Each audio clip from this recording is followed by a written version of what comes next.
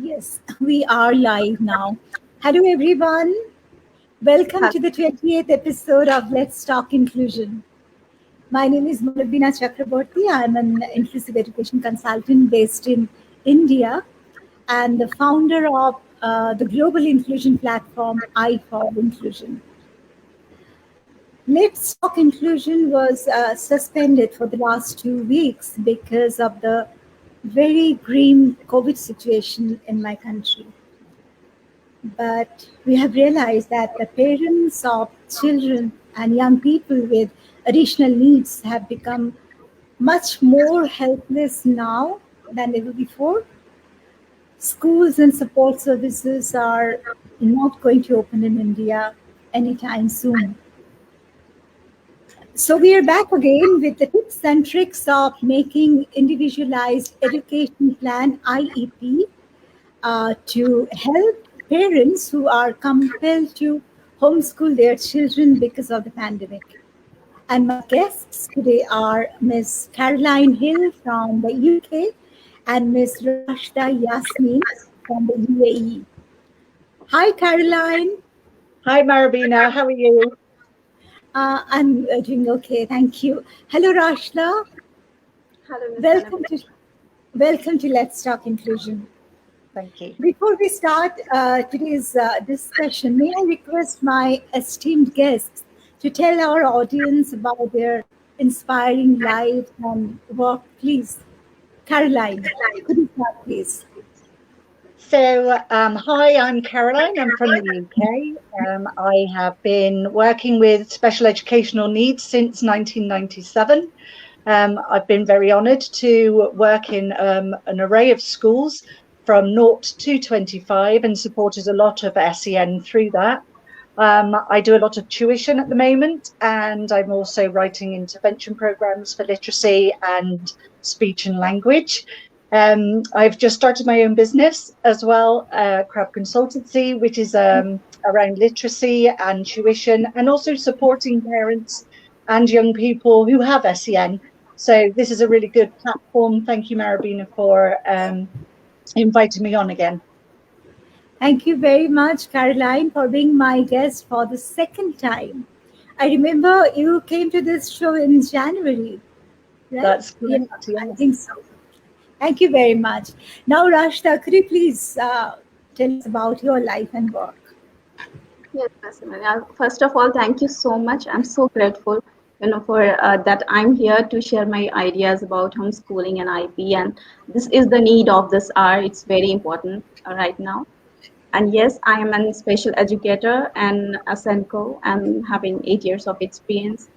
Currently, I'm working in the UAE at the GIIS Abu Dhabi, and living here with my wonderful husband and 2 lovely kids. And inclusion is always my passion. I always love to do the work for my especially able children and their families. So yeah, I'm quite excited to be here. So nice to know that. Thank you, Rashda. So friends, home education is growing as a viable education alternative and solution during the pandemic, particularly for students with specific learning needs. I know actually many parents who navigate the terminologies of the special education world, which includes diagnostic terms, labels. Uh, Rashda, could you just mute yourself? Thank you. There is a feedback. So what I was talking about.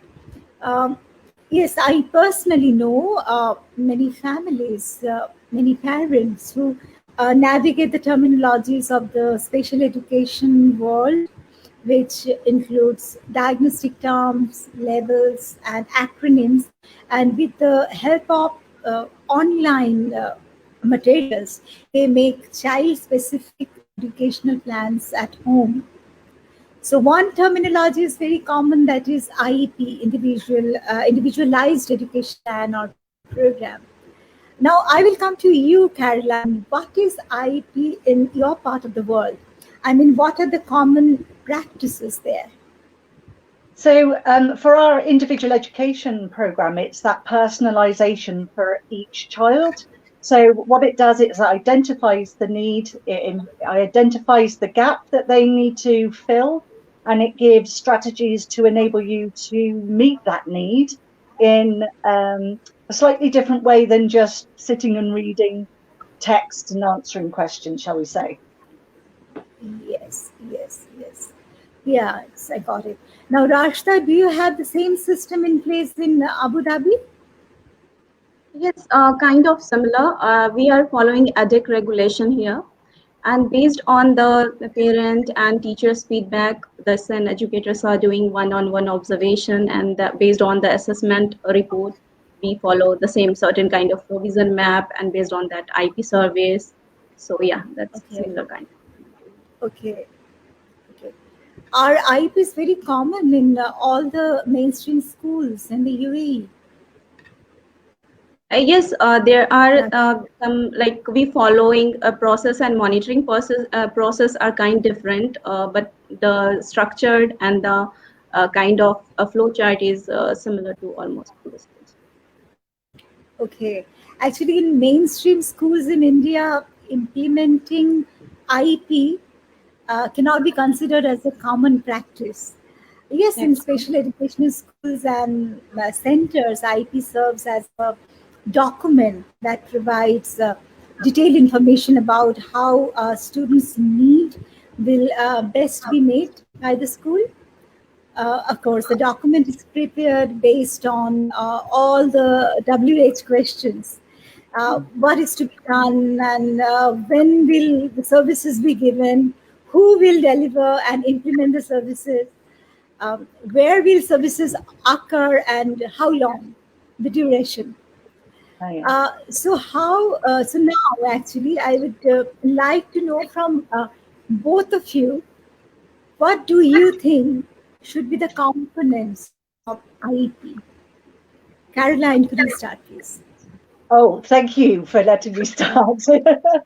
um, for me, it's a joint venture with the child.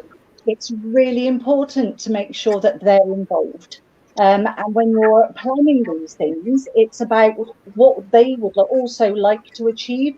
Because as parents and as educators, we sometimes think we know best and we think we know what they need to learn. Some children, even with special needs, are able to say what they want to be better at. And I really do like to incorporate their voice and the things that they want to do into that plan so that they feel it's their plan. I also try to ensure that there's only smaller amounts of written work or recording, and a lot of it is done through verbal, through activities, through doing other things other than writing, to show the skills that these young people are more than likely to have, but they just need to show it in a different way. And that's also something for parents to realize and understand that that's okay. The skill is what we're looking for. The skill to be able to do it is what we're looking for, not whether they can necessarily write about it. It's whether they're confident and competent in that skill. So for me, a lot of photos to be taken, some sequencing to be done, cooking and showing them how to weigh things. So all those practical life skills that so many of our children miss out on, this is a fantastic opportunity for parents to incorporate literacy and numeracy within day to day. Yeah, true. Very important points. Thank you for sharing, Caroline. Rashda, would you like to add something to it? Yes, I totally agree with Ms. Caroline what she has explained. Yeah, in when we are preparing IP, of course, the main components are like the present level of the student. What are the present level? Then goals should be so realistic, and based on that, as she has mentioned, like some household activity and those related to that goals. Then what is the next plan for the child? What are the provisions they require from the school, and what they are supposed to do. So they are the, I think, basic components should be done. Yeah, but IEPs are generally created in schools. It is something not created at home. So now my question to you is, Rashda, um, how can a parent make out that her child needs an IEP?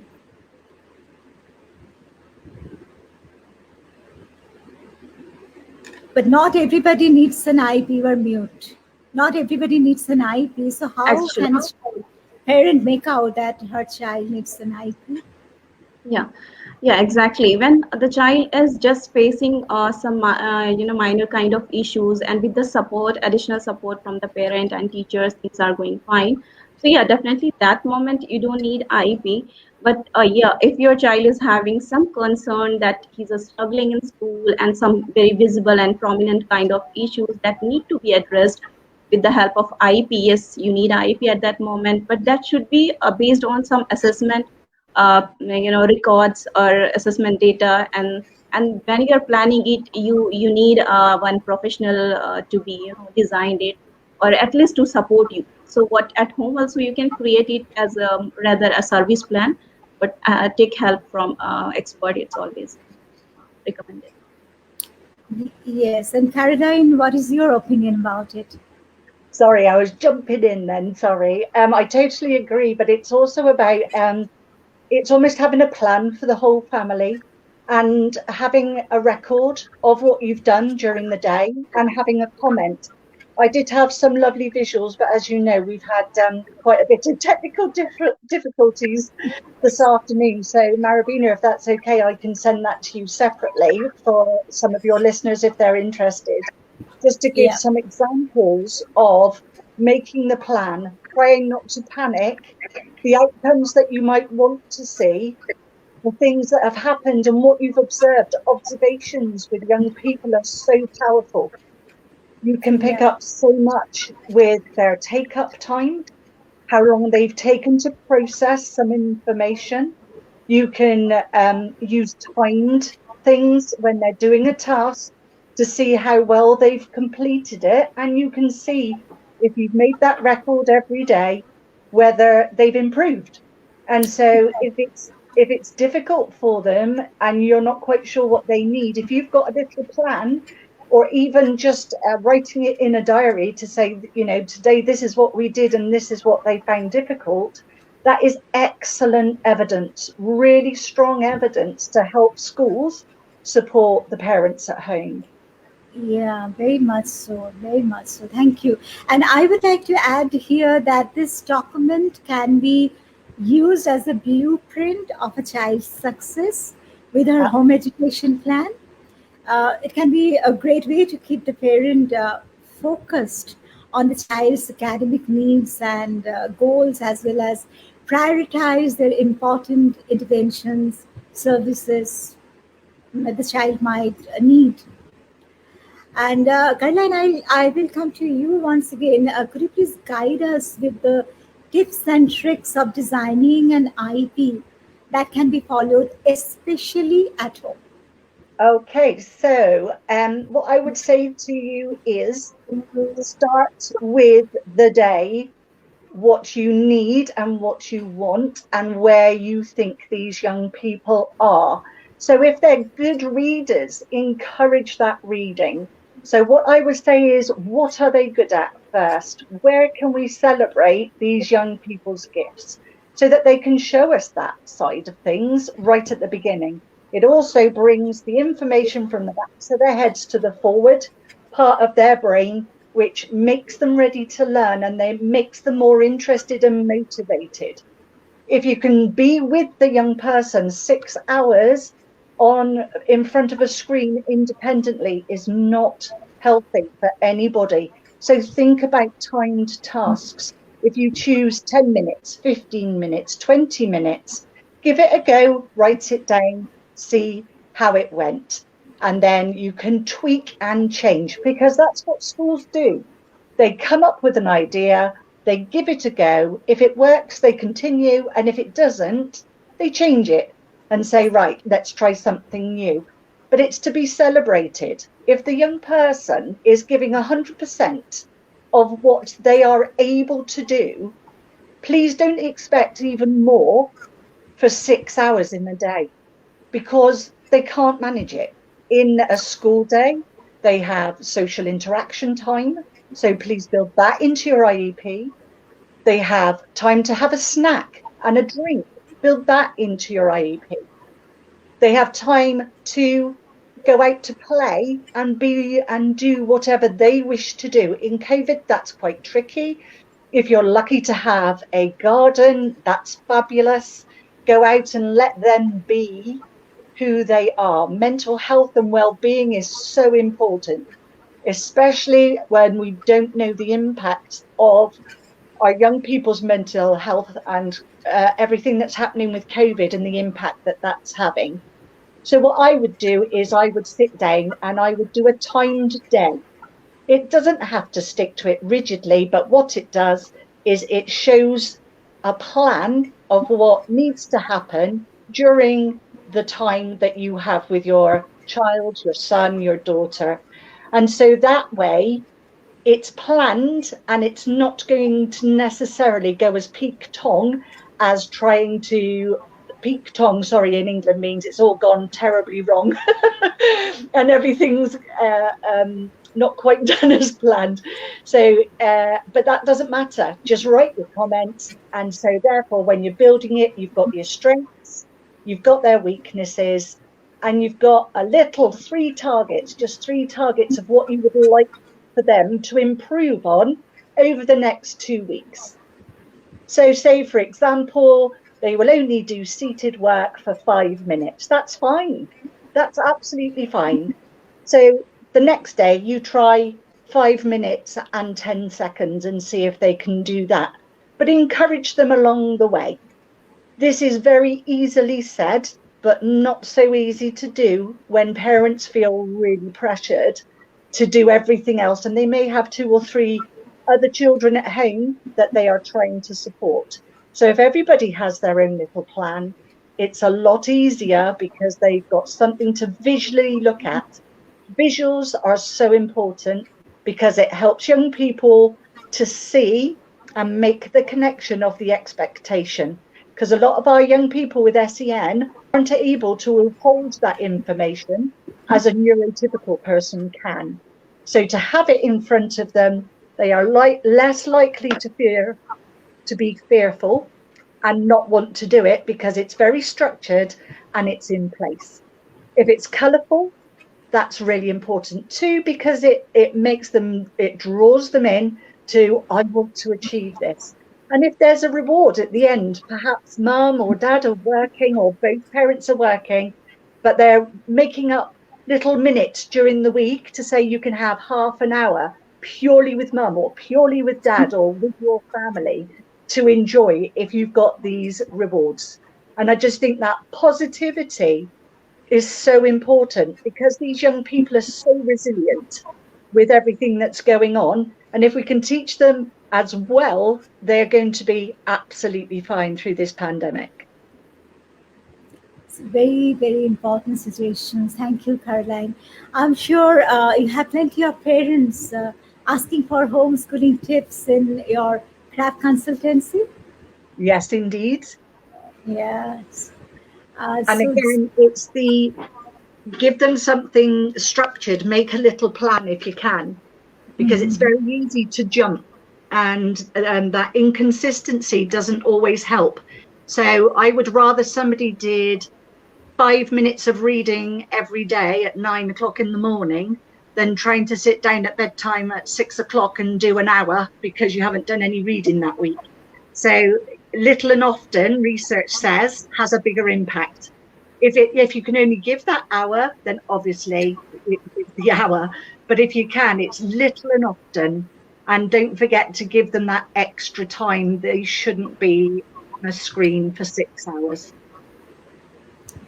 So what are the 3 most important things that you think a parent should do when writing an IEP for a child? Number 1 is don't panic. Don't panic. Think about your own skills as a parent and the skills that you have that you can teach your child.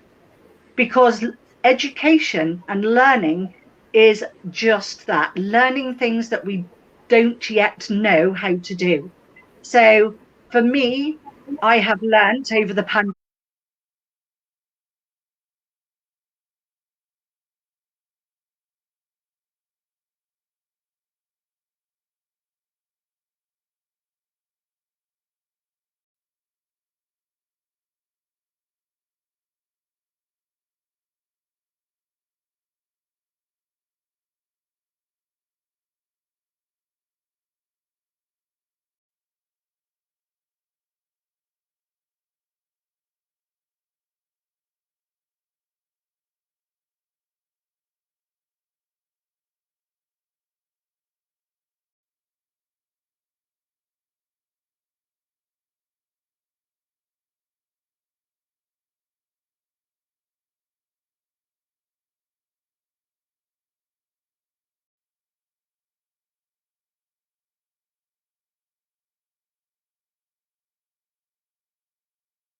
It's try and keep calm. Sometimes we have to take a deep breath ourselves and walk away, but that's okay. You can just say, I'm just taking 5 minutes. I need to walk away. So, be kind to yourself, and the learning will come.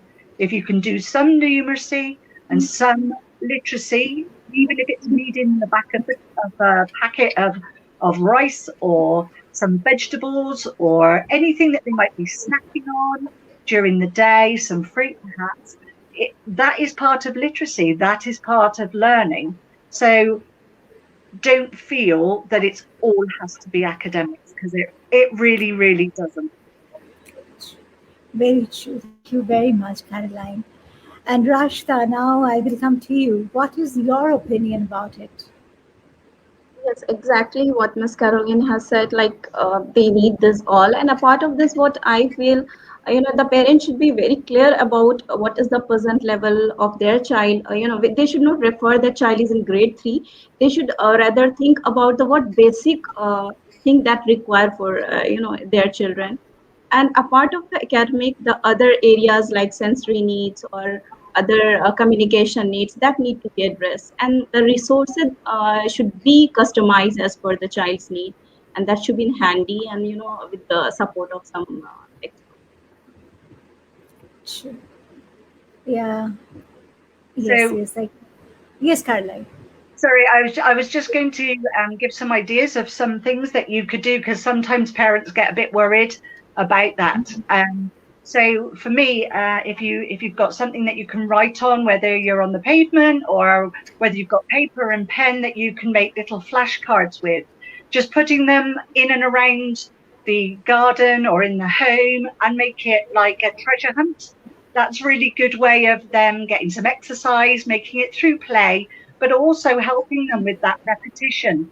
So, if they're learning their tables, it's a really good one for their tables. So that you can write them out in one particular colour and the answers in another colour. And then they have to link and match. And that's something that every parent can do. But it's so important for their future. So the simplest things are generally the most fun. So another thing that you can do again with reading is to actually break up the words and write the words out. If they've got a tricky word, sound it out for them, and then hide those things again in their bedroom or in a book or anything, and then ask if anybody would like to try and put it all together, and then parents try and put it together and see if your children can say, Mummy, that's wrong, or Daddy, that's wrong, and for them to tell you. So there is just these little things are so easy and simple to do, but sometimes when you're in a sense of panic and a sense of challenge, these little things don't come really easily to mind, which is why I wanted to provide some little strategies for people to try, which again, Manobina, if you don't mind, I can send separately. Yeah, sure. Thank you. Thank you very much. And when we are talking about the writing IP, creating an IP, I personally feel that writing out the plan can be truly encouraging, particularly on days when parents might feel that they're not doing enough or doubt whether they can provide what their child needs. So it is helpful to pull out that document, review their child's progress, and reflect on their goals. So now, when we create and follow an IP in school, we give much importance to PLOP, present level of performance. I'm sure it is equally important for a homeschool IP as well. What is your opinion, Caroline? Absolutely. Positive praise, encouragement all the way through. Look what you've managed to do today. Be proud.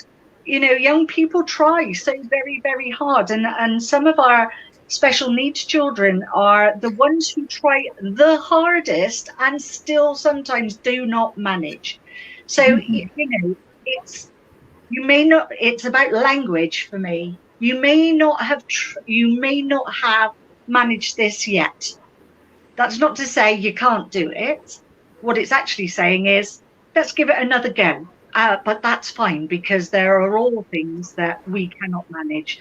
So it's also really good to give almost like a smiley face or a sad face at the beginning, at the end of your IEP, because then you can gauge where the young person feels they are, but also where the parent feels they are. And then as you reflect, because reflection is how we plan for the future. So having that information is so vitally important, because we don't want to overteach in some respects. We want them to move forward.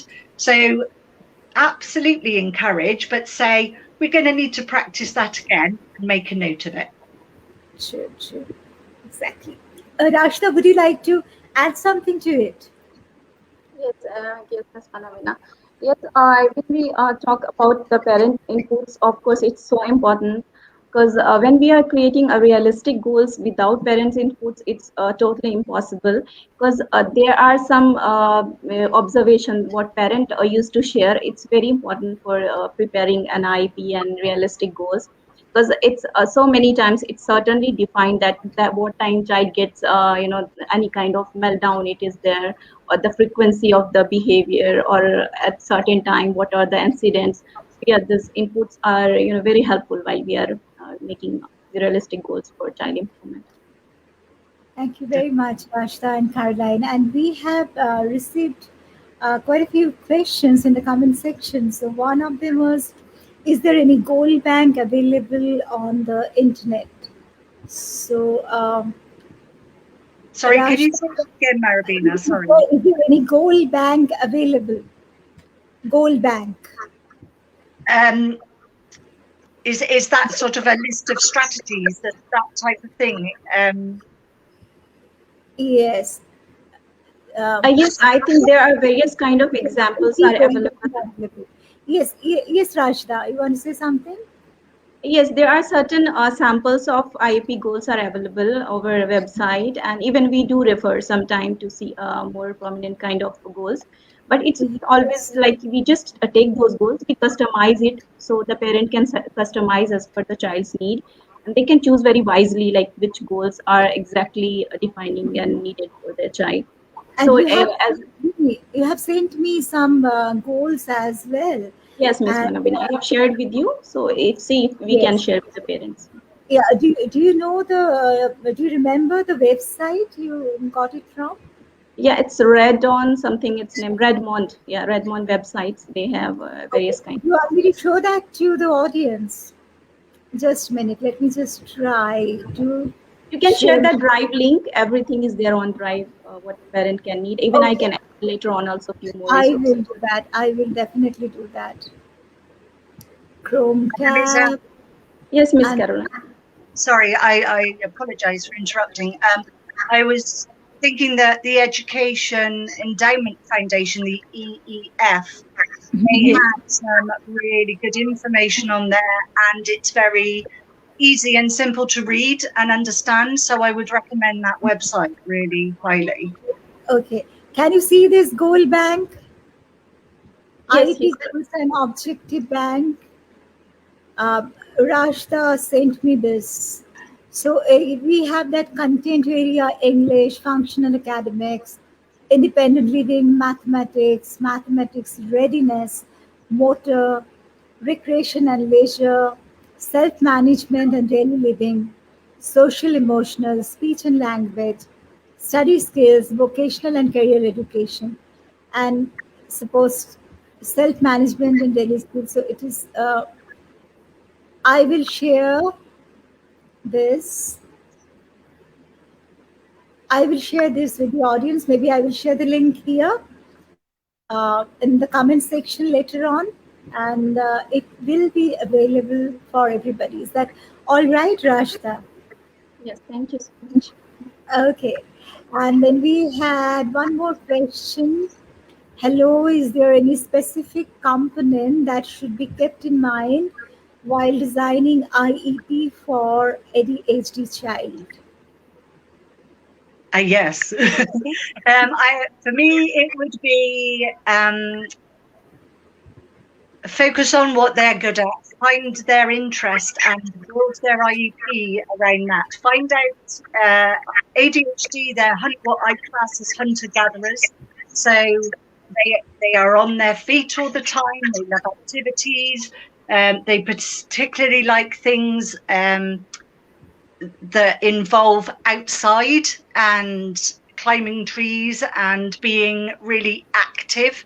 So when a young person has ADHD, I would say try and steer away from too much seated work, because that will end in confrontation quite regularly, because they do find that very, very challenging.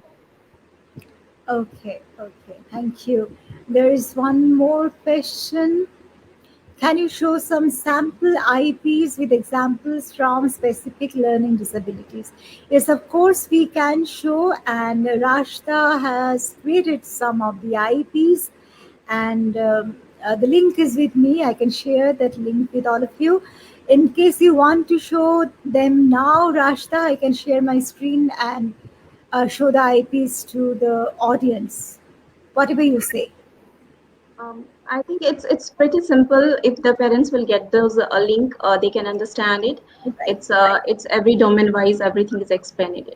So it's Okay, self. okay. So, Miss Bina, I'm going to post the link on the comment section once this session gets over.